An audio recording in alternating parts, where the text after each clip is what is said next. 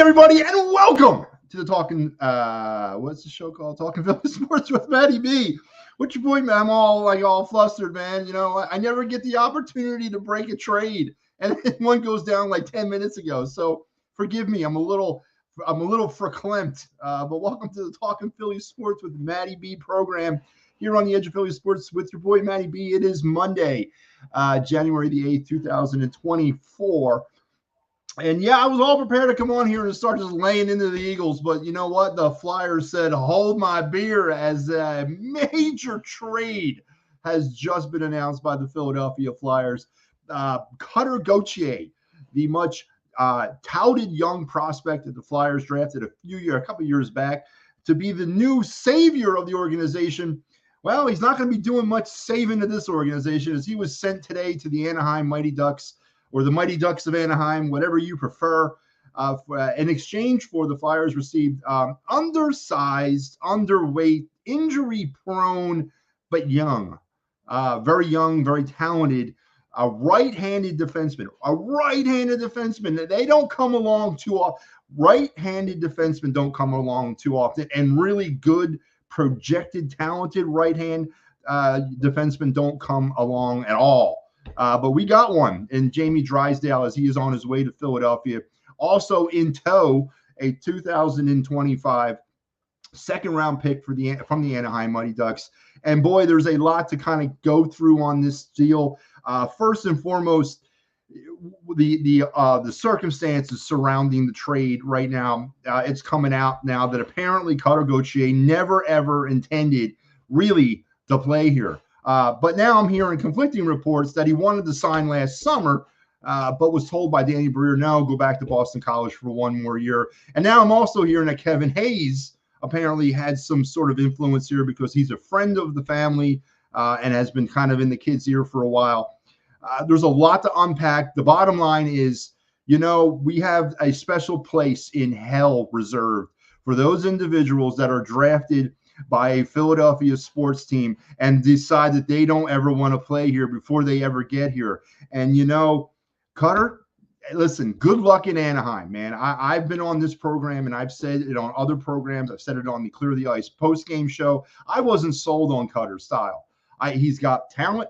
He was lighting it up in the World Junior Championships. He hasn't been lighting it up in Boston College, but he plays a very perimeter soft type of hockey game, which I didn't understand how the Flyers were going to translate that over onto the pro game. And I'm very documented on my stance here. It's not like I'm coming out of left field with this. I've been talking about it for a while, that I was concerned about how that was going to translate. I even made a reference to him comping out to me for JVR without the net presence. JVR at least went to the net. This kid never goes to the net. He lives out there on the perimeter. And the goal that sent the world Team USA to the World Junior Championships gold medal game was a beautiful, pretty goal that made a lot of defensemen look stupid. But it took way too long to develop, and he's not going to have that kind of time and space in the National Hockey League. So listen, you know, he may project out to be a 15, 20, 25 goal scorer a year for Anaheim, and they're stockpiling a lot of young forward talent. But I don't think he was ever going to be the player that we thought he was going to be here. I thought he was entering him coming here was going to be another one of them Ivan Provorov, you know, Carter Hart situations where we think this guy is something more than he really is. And now we get an opportunity to move on from a kid who obviously didn't want to be here. You know, also a report, and this ain't a report, I heard this out of Danny Briere's mouth about 10 minutes ago. The Flyers actually could not get this kid on the phone for months. I mean, imagine this, right? The kid has never played a damn minute, a second, never stepped forward into an NHL dressing room during the regular season, and he won't answer the phone for his general manager. You know, again, I got it. Danny didn't draft him. Danny was the assistant GM under Chuck Fletcher when Cutter was drafted, but still, Cutter knows who he is. All right, they know each other. They've met.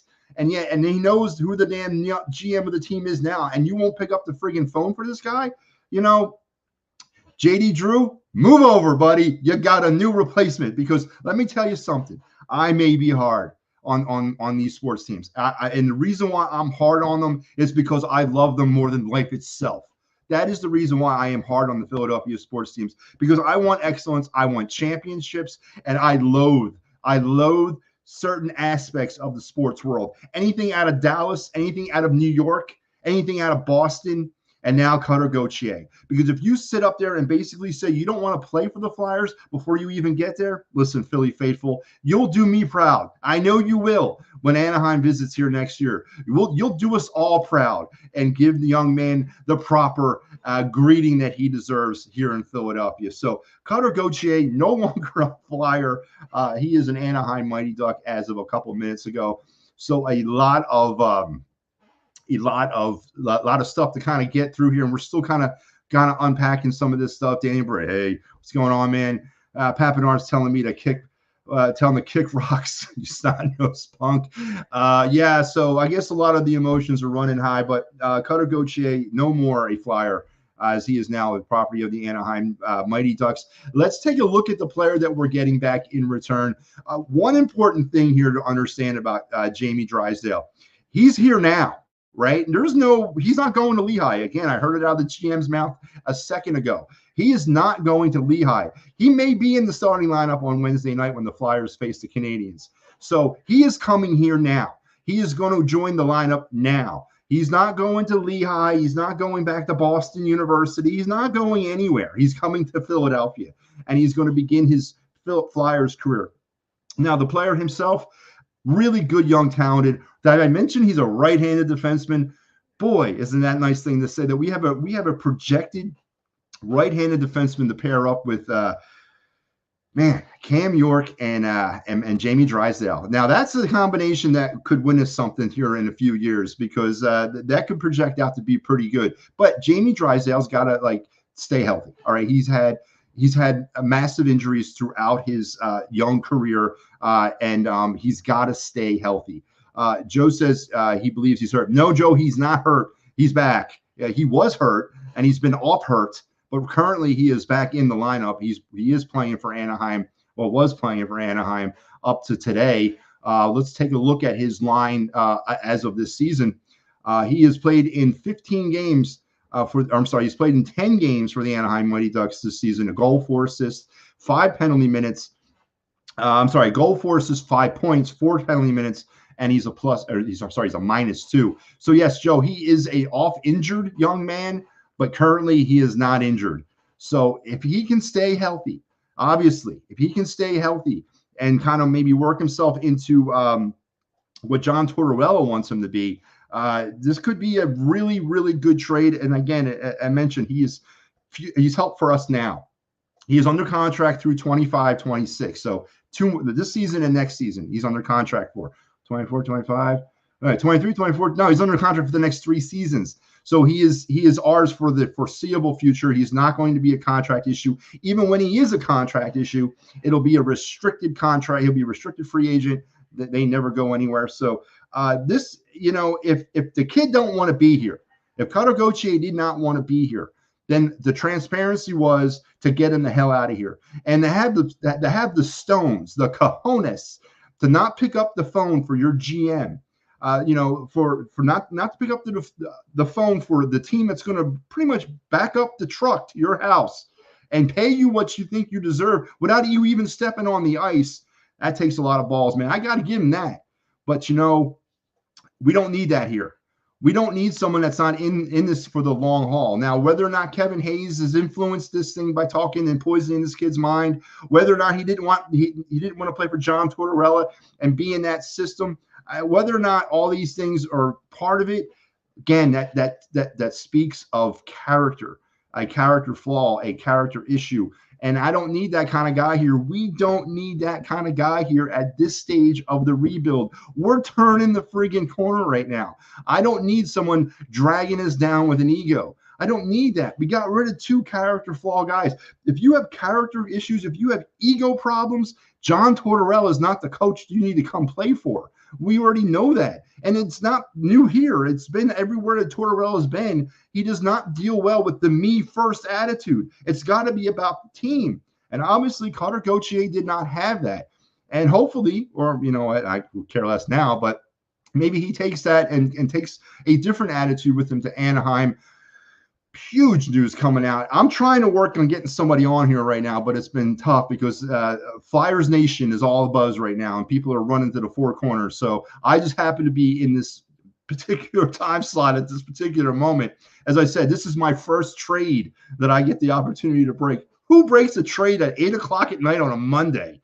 But here I am, and puts a little pep in my step today, man. You know, I'm to talk about the Eagles right now, but you know, and that's a really good thing for me. Joe asked, "Who did the Flyers have to send? Do the Flyers have to send someone down?" Most definitely, and it's probably going to be Igor Zamula or maybe Nick Seeler. Probably Zamula will probably head back down to Lehigh because obviously if they try to send Seeler down, they got to cut him. He's got to clear waivers. So more than likely, I think it'll be Igor Zamula heading back down to Lehigh come Wednesday night. The latest start of the services people for the Flyers are reaching out to Drysdale right now, coordinating his departure from Anaheim and his arrival in Philadelphia. They expect him in Philly sometime tomorrow.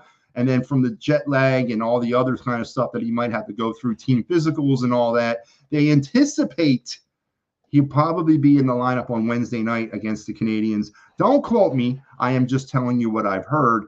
But that is what's happening right now. But there's going to be a lot more, I'm sure, about this story. Also, the other part of the story was when Danny Briere and Keith Jones were on the West Coast trip, you know, when the Flyers were in Seattle, Calgary, Edmonton, and the last trip that they were on, that Briere and Jones left Seattle and flew to Sweden to check out Cutter in the World Junior Championships, and apparently could not even get time with him. For whatever reason, there's something always kept coming up, but they had limited access to him. And then when they did have the access, apparently that's when the conversation was had that he did not want to be here, and that you know, this was something that the Flyers had to get done. And I applaud Danny Briere. I applaud Keith Jones for this move. We don't need a torpedo in the water right now.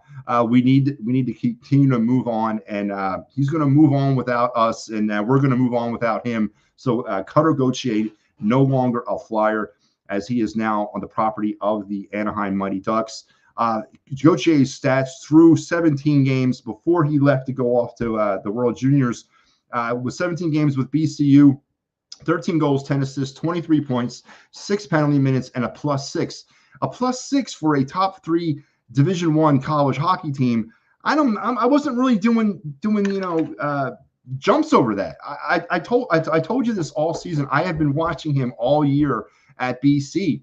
He's been okay, but a lot of times he gets washed out. He gets washed out in the game flow. He does reemerge at certain points of the game with a nice pass or pretty feed, but he's not a goal scorer. I mean, in the WJC, he had 2 goals and 12 assists. He led everybody with points, but they were mostly in assists. He had the beautiful game winner to send them into the gold medal game. But I've already even when that happened, I'm somewhat critical of that goal by saying he had way too much time and way too much space to operate in. He's not going to have that at the NHL level. The reports that he's kind of soft, that he doesn't like the game. He doesn't like the greasy part of hockey. He doesn't like going down low. Well, then I don't need that kind of guy here, or I should say we don't need that kind of guy here.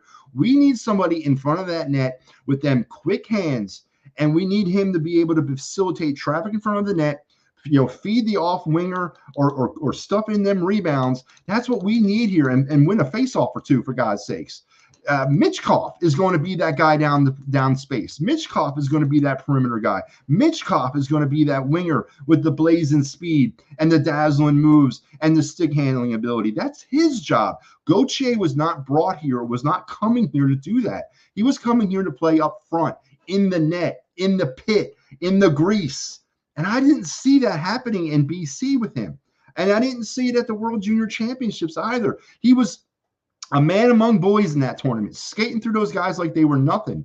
But again, he's playing against players, in some of those levels that are years away from the NHL and years away from the NHL from that of being anything in the league.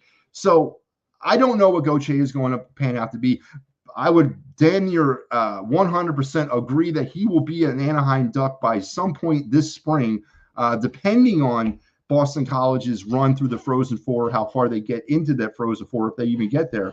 But I definitely agree you'll see Cutter Gauthier donning the Duck what is it?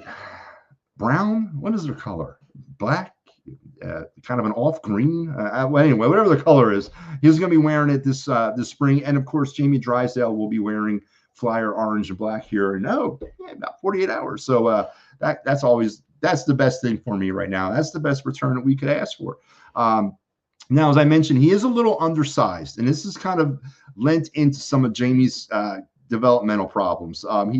Or not development as a player problems. He's 5'11" and he's 185 pounds. Now, is he going to win a lot of battles in the zone?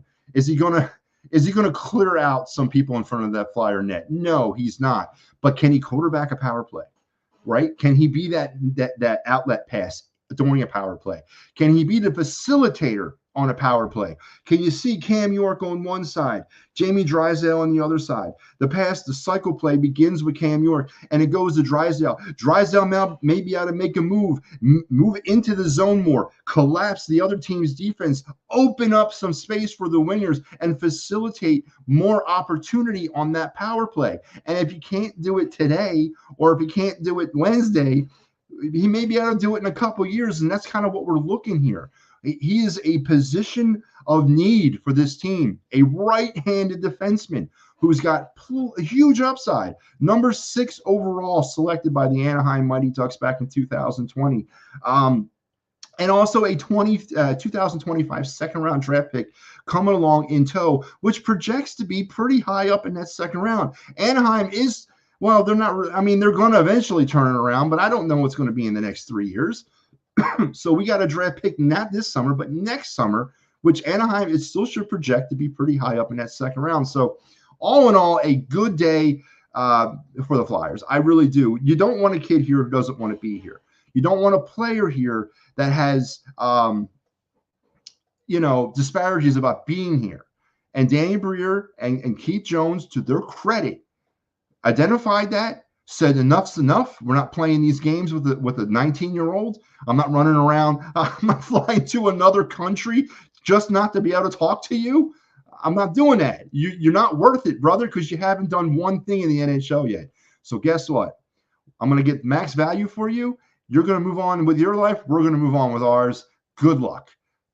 I got to give him credit. Now, more of the story will pop out. Will probably be coming out as we move through it. And as I said, if I can't get somebody on tonight, which I'm desperately working, I'm going to attach something to the Birds Blast show on Thursday night after we talk Eagles and whatever they're playing next. But huge night. Cutter Gauthier traded to the Anaheim Ducks for Jamie Drysdale, 5'11", 185-pound right-handed defenseman, selected 6th overall in the 2020 draft.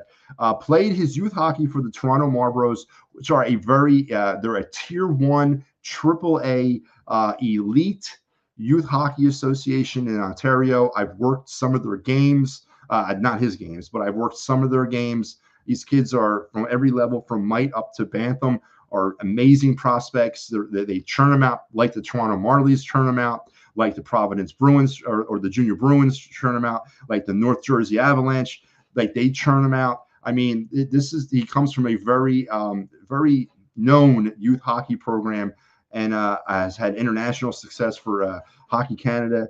And now he's going to be a Flyer. And does he come here with some issues? Yes. Does he come here with some questions about his durability? Absolutely.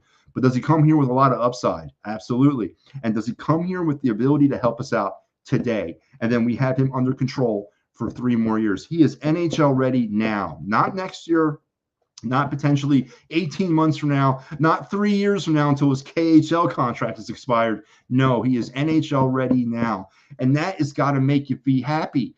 Yes, in this case for me, it's instant gratification.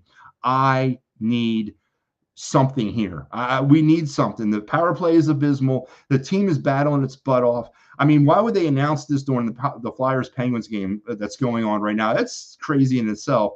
But he comes here with the ability to help us today. And he's under contract for the next 3 seasons, 23-24, 24-25, and 25-26, under contract. And then after that, another RFA deal. So he's ours for the foreseeable if we so desire. If not, then maybe Drysdale pans out Maybe he doesn't. Maybe he's packaged and moved along for something else. So this is how that process works. This is how that rebuild works. You identify a problem, a player that doesn't want to be here, then you move him along, you bring in somebody else. If this kid's not helping out, or he doesn't want to be here, whatever, you move him along. Listen, I got to give the Flyers credit here. They saw the accident before it happened. They got off the exit and they made the deal. I got to give them credit. So Cutter Gauthier, no more. Jamie Drysdale and a 2025 second-round pick from the Anaheim Ducks in return, as the Flyers are moving on from their much touted prospect and USA Hockey champion, Cutter Gauthier.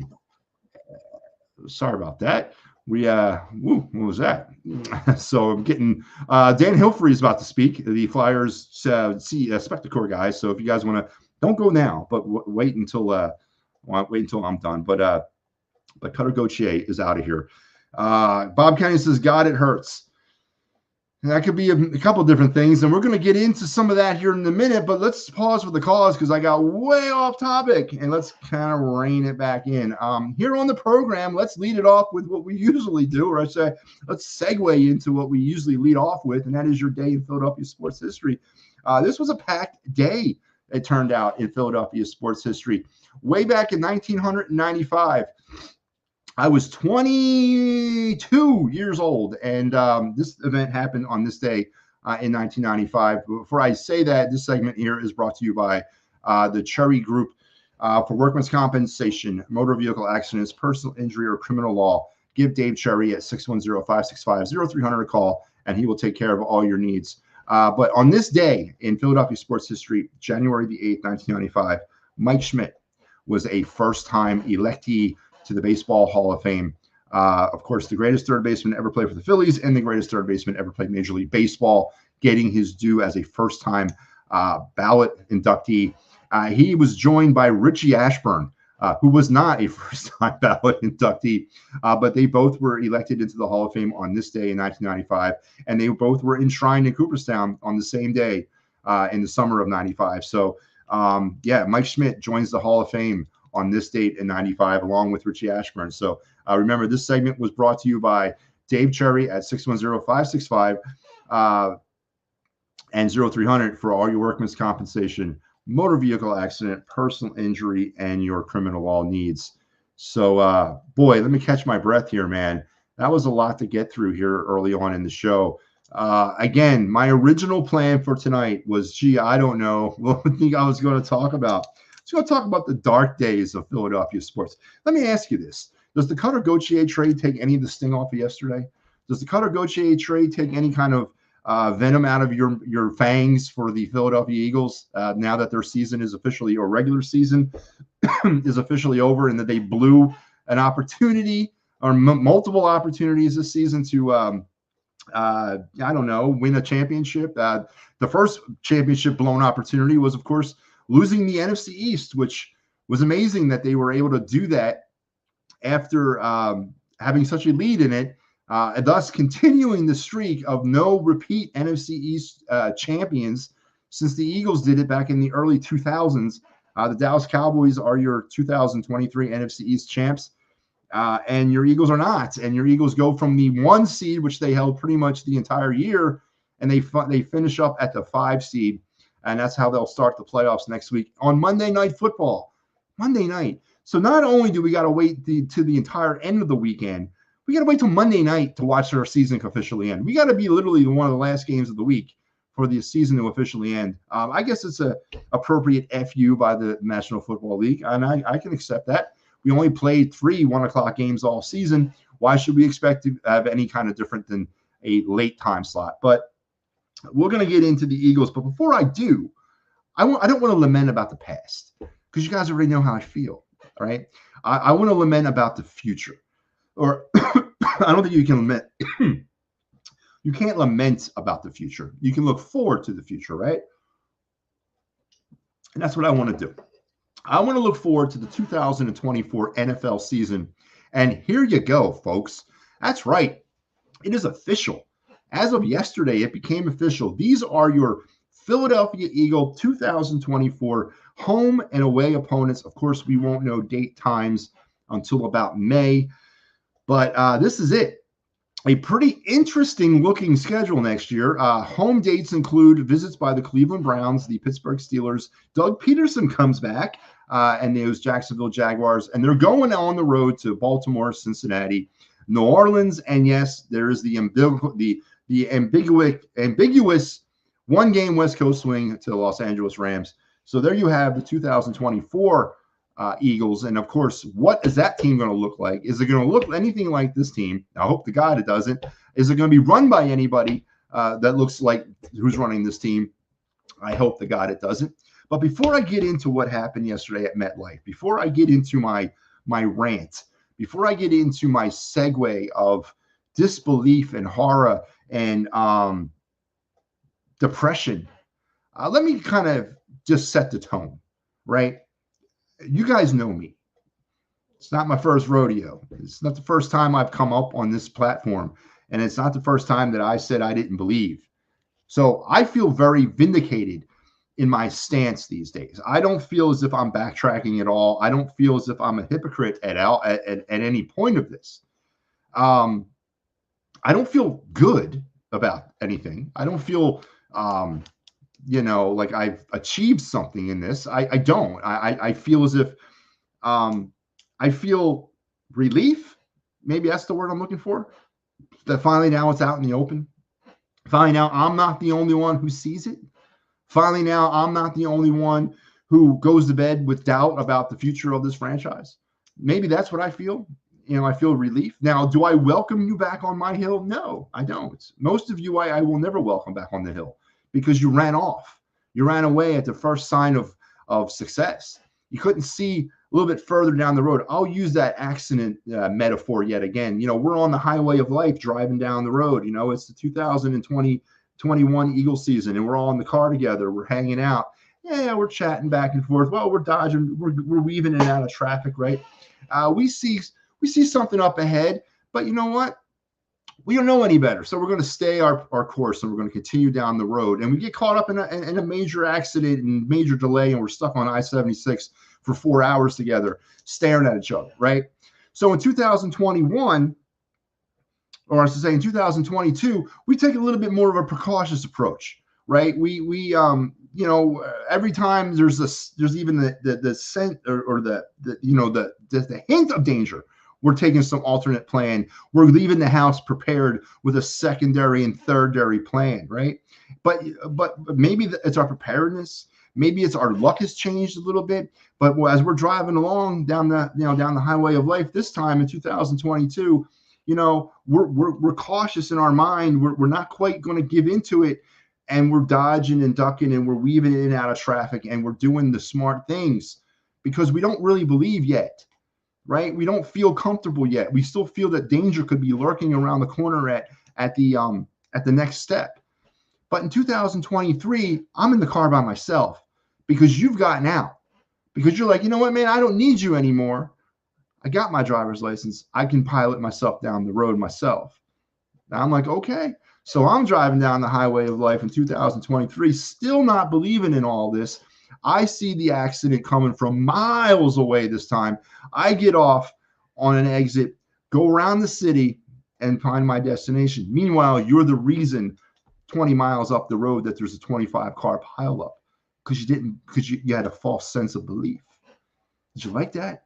I came up with that on my own right now. Like right here as I sat there, I came up with that. Man, I'm good. But the bottom line is this. I don't welcome you back on my hill. But I will look down upon you from my hill. I will cast down on you. I will speak out to you from above, because that's where I belong. I belong elevated because I saw this, and none of you did. And now I get Matty B was right. I don't want the praise. I don't want the self-recognition. I don't want the recognition. I want it fixed. That's what I've always wanted, and that's all I've always wanted. I want these things fixed. I don't want to go into a season anymore not believing. And that's been my problem. I haven't believed in a long time. And nothing that I could see would get me to believe, because I knew the puppet masters behind the scenes were going to screw it up eventually. And they have. And I feel bad, but I want it fixed. And last night, and throughout today as well, I heard a lot of obvious doom and gloom. I heard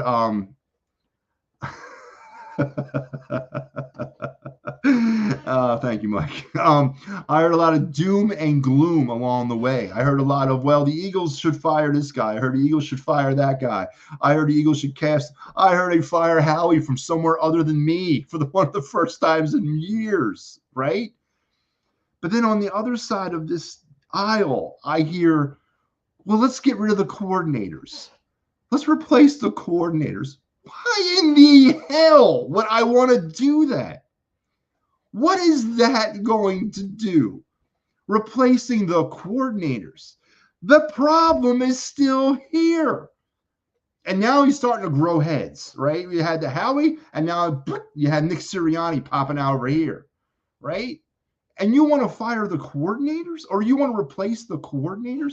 What is that going to do?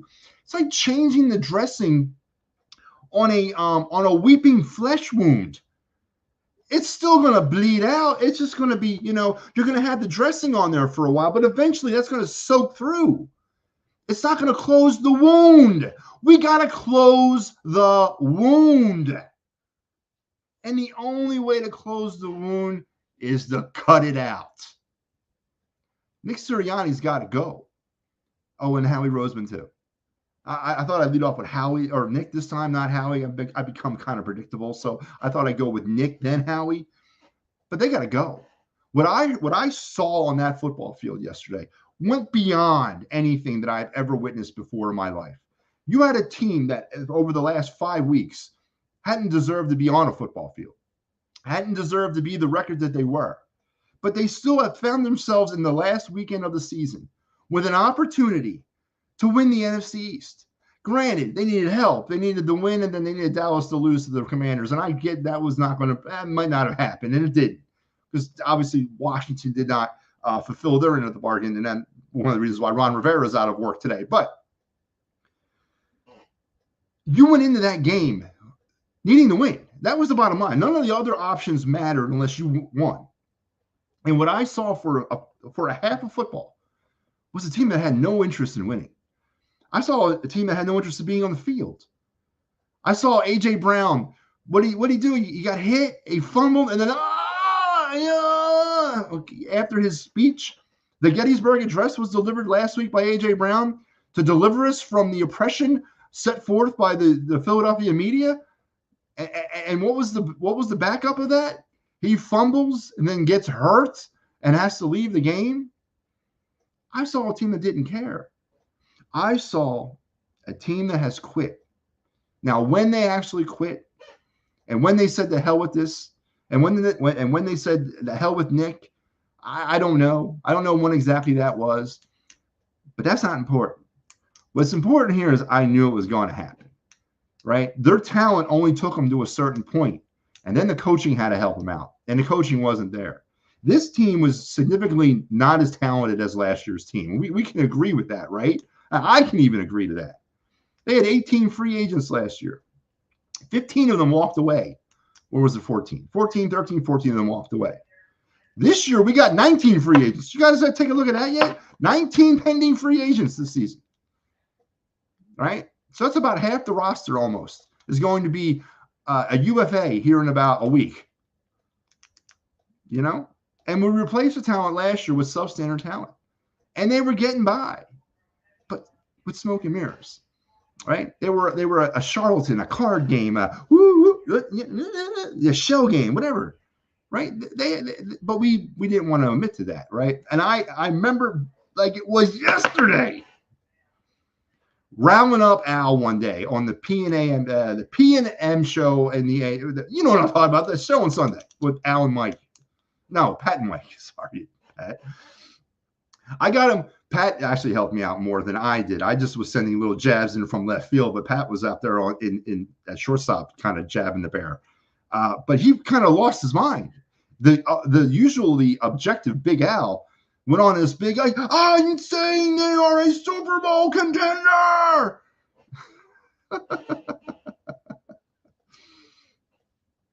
And I'm sorry, Al. I'm sorry for your loss, man.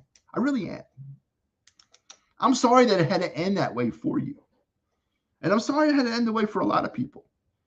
But I'm still hearing charlatan stuff. I'm still hearing the magic card game. I'm still hearing shell game nonsense by saying, let's fire the coordinators and replace them. No. That's only a symptom of our problem. Remember the weeping flesh wound, right? That's a new bandage over the same wound. We need to get the wound cleaned up and closed up. And that's only going to happen when you get rid of the head coach and the fraud GM, Howie Roseman. And until that day happens, and I'm not talking one of them. No. It's got to be both. Until they get rid of Howie Roseman, until they get rid of him, until they send him out of here, and I don't care in what capacity, move him to a different part of the building, give him a different job title, retire him, fire him, send him into witness relocation, move him in with me. I don't care what they do. Until they do, it's going to be like this in a cycle of about every 5 years. They're going to sink, they're going to rise, and they're going to fall. Sink, they're going to rise, and they're going to fall. There's going to be no sustained winning at all going on. It's going to be this up and down serpentine thing. And is that what we want? That's not what I want. I want a sustained winner. And that's all I've ever wanted. And Howie's not prepared to give that to me. Nick Sirianni was never prepared to give that to me. So until Howie is gone, Sirianni goes with him. The owner sits down and does a little bit more of a self-reflection about what he's doing with his team. Until all three of those things, and I'll take 2 out of 3 for now. But until those 2 out of 3 things are done, this team is not going to be any better than they are now. You know what they're going to be? They're going to be more camouflaged. They're going to be more of a smokescreen. They're not going to be better. They're just going to be camouflaged. Howie was probably going to catch lightning one more time in the bottle and maybe get us back to an NFC Championship game. And then we're going to go on a 3-year period of losing. I've heard he's the first head coach that has taken us to 3 straight playoffs. And you know what my rebuttal to that is? What does that trophy look like? What is the 3 straight playoffs in 3 years trophy looks like? That's all right. I'll wait. It doesn't look like anything because it's nothing. It's nothing. Al says all you need is a chip and a chair. And he's right. He's right. But eventually you need the hardware too. And that's not happening. It didn't happen last year when we were 1/2 away from it. And it sure as hell ain't happening this year when we're 4 games away from it. And the Eagles are going to go into Tampa on Monday night and play a team who they handled easily earlier in the year. And they're what, 1.5 favorites right now? And they're going to go out there and if they slog through this game against a terrible Tampa team that won their division at 9-8, scored 9 points against the Carolina Panthers yesterday en route to that division championship. But if they go ahead and they win that game, then they're going to go probably then they're probably more than likely going to San Francisco. So I want to ask you this. Would you rather get it over with next week against Tampa? Or do you want to go out to San Fran in the divisional round and go into their building so their fans can exact the revenge upon us that we've done against them? And you want to get really, really, really made fools of. I would prefer to just take my lumps now and move on down the road. And we get a higher draft pick out the deal too. So Eagles will be playing Tampa on Monday. And then you're going to hear that we're ready and that, we got to get this, we can get it together. We gotta be better. We gotta, we're fighters and everybody in this room wants to fight and we all want to win. It's not over till it's over. Baby, it's over. It's over. And today, Black Monday, in the NFL, Ron Rivera was given his his walking papers. Arthur Smith was given his walking papers by the Falcons. Bill Belichick apparently still has a job, at least for now. And now the replacements are going to start coming out the window or the woodwork. And guess what? That's right. Matty B's got a plan. I've had a plan the last couple of weeks that I've unveiled slowly here on this program. Let's go back over it because we're getting deep into the weeds here. But here's Matty B's plan on saving the Philadelphia Eagles. Here was my first plan. Adam Peters, as my new GM, who's currently the assistant GM for the 49ers, he is my alpha, my type A replacement for Howie Roseman. If someone's asking me out there, what do you want, Matty? Right now, I will give you this. These two individuals right here are who I want to replace my GM / president of football. Listen, you can keep Howie as the president of football operations, whatever the contract guy is. Keep him there. But this is the guy, Adam Peters, that I want making the moves. This is the guy that I want rebuilding this roster. This is the guy that I want drafting from now on. And then Mike Tomlin is the coach that I desperately want. This is a guy that embodies the city of Philadelphia. He's been playing on the wrong side, or he's been coaching on the wrong side of the state for years. Get him here. Let's get this thing done right. This is my A team. This is it. This is who I want to head up the Philadelphia Eagles for the next 10 or 15 years. If I can't get them, here's my B squad. That's right. I want me some Jeff Ireland, who's currently down in New Orleans. Now, Jeff's had his stint as a GM. It didn't work out too well, but he's learned, and I think he's ready for another shot. I like his way. He headed up that Saints draft in 2017 and that Saints draft in 2022. He's rebuilt that team.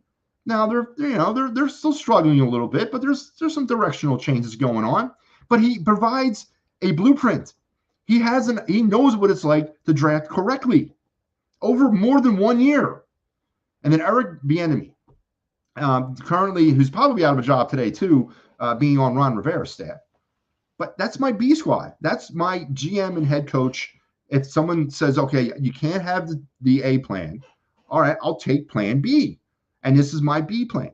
Well, now it's another week, another letter of the alphabet ready to go. Here you go. Here's plan C. Mike Borgonzi, the assistant GM of the Kansas City Chiefs, and Mike McDonald, who's an assistant coach with the Baltimore Ravens. Now, if you're looking for a Nick Sirianni who's probably got a brain and he's on steroids and who's not a panderer, but a football guy and a winner, Mike McDonald's the guy you want. If we want to stay with the Nick Sirianni mold of a kind of an up-and-coming new type of personality, you might be able to control him a little bit, but I don't need that aspect because Howie won't be here anyway. But Mike McDonald would be the perfect fit for that job.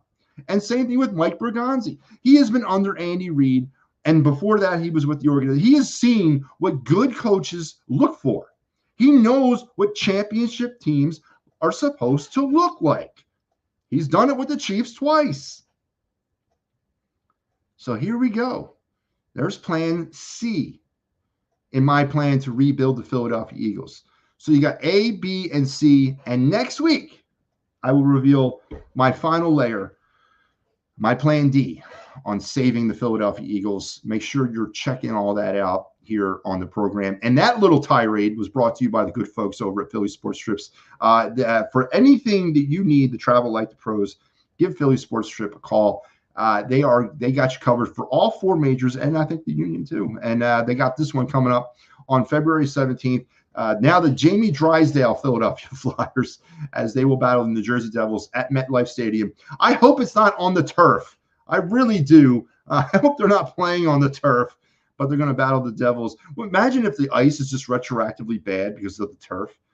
Is that possible? But they'll be playing in the Stadium Series there on February 17th. And if that's not your thing and you want to head south to the warmer weather, well, they got you covered for spring training. 3 separate trips heading down the Clearwater. And then also all the stuff they got a Sixers trip going out to LA here soon. Head over to Philly Sports Trips today and see what else they have to offer. And and I'm going to pop this thing back up one last time. There's your 2024 Philadelphia Eagles schedule. You're home and you're away. I'm not going to ask for your early returns. I don't think that's applicable at this moment, but to kind of whet your appetite, it is the AFC North, it is the AFC South, and it is the NFC South.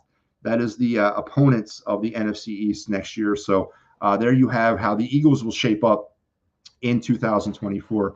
Some interesting games on there. Obviously, the Baltimore game, Pittsburgh coming back to town, Doug Peterson, as I mentioned, as well. So make sure you're checking.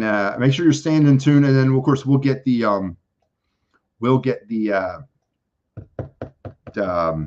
as the schedule comes out, we'll know all that stuff here as we go. But Muffler Mike asked me if there's any way in the college ranks you would consider for a head coach. Obviously, Harbaugh from Michigan would probably top my charts, but I'm not looking for a college coach right now. And I know Harbaugh's got NFL background, and I know all that, but I'm looking for an established NFL guy right now. I'm like, I think we need that.